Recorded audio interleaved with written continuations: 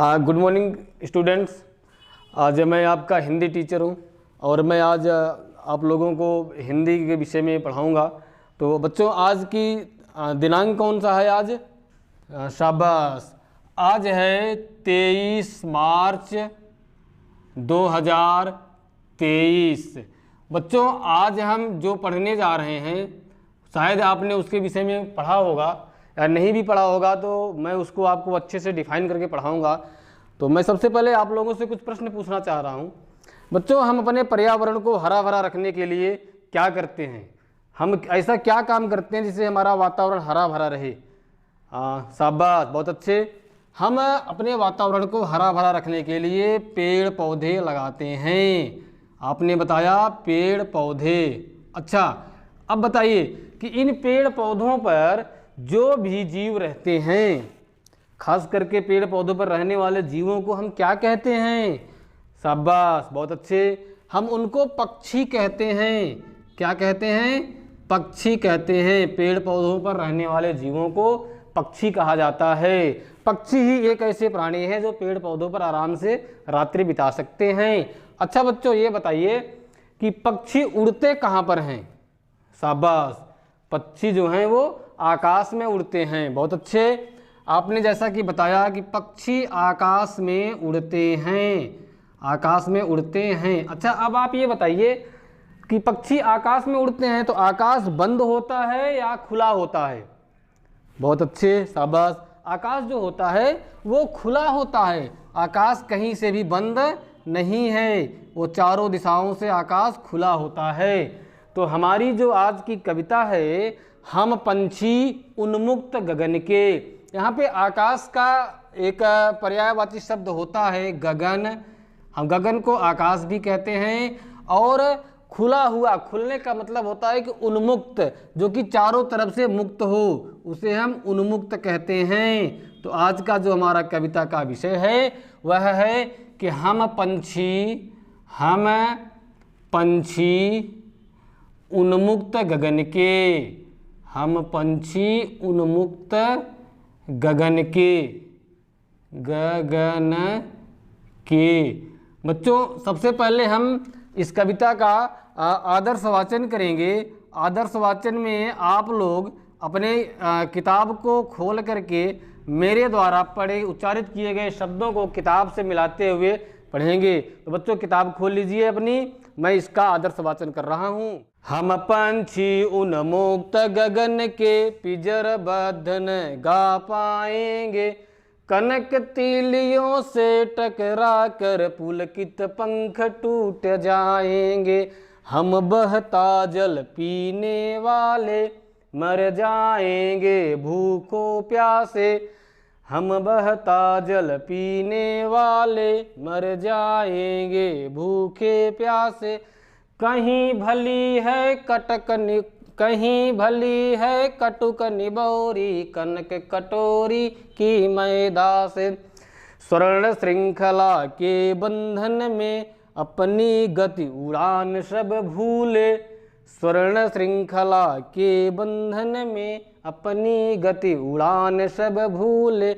बस सपनों में देख रहे हैं तरु की फुनगी पर के झूले, बस सपनों में देख रहे हैं तरु की फुनगी पर के झूले।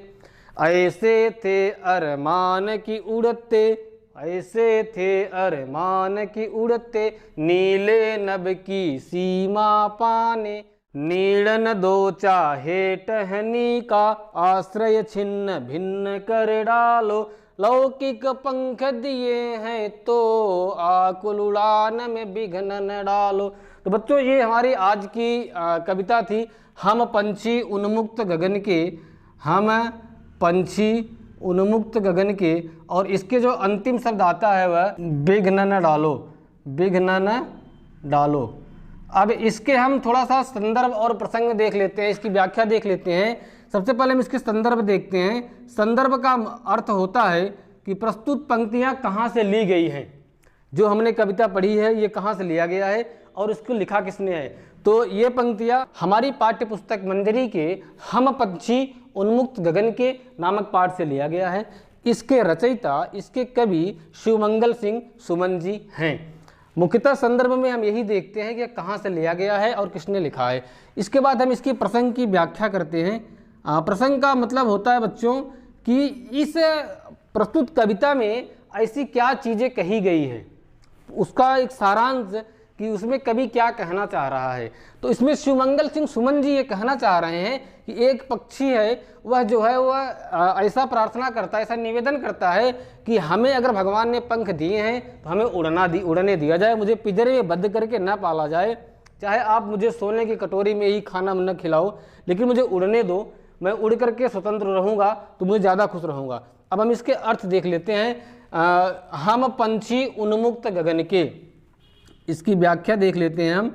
व्याख्या में है कि हम पंछी उन्मुक्त गगन के, पंछी कहते हैं कि हम पक्षी हैं, खुले हुए आकाश के पंछी हैं, हम पंछी उन्मुक्त गगन के, पिंजरबद्ध न गा पाएंगे। अगर आप मुझे पिंजरे में बंद कर दोगे तो मैं गीत नहीं गा पाऊंगा। कहने का मतलब मैं अपने जीवन को खुशहाली से नहीं जी पाऊंगा, मेरी जो आवाज़ है वो बंद पिंजरे में नहीं निकलेगी।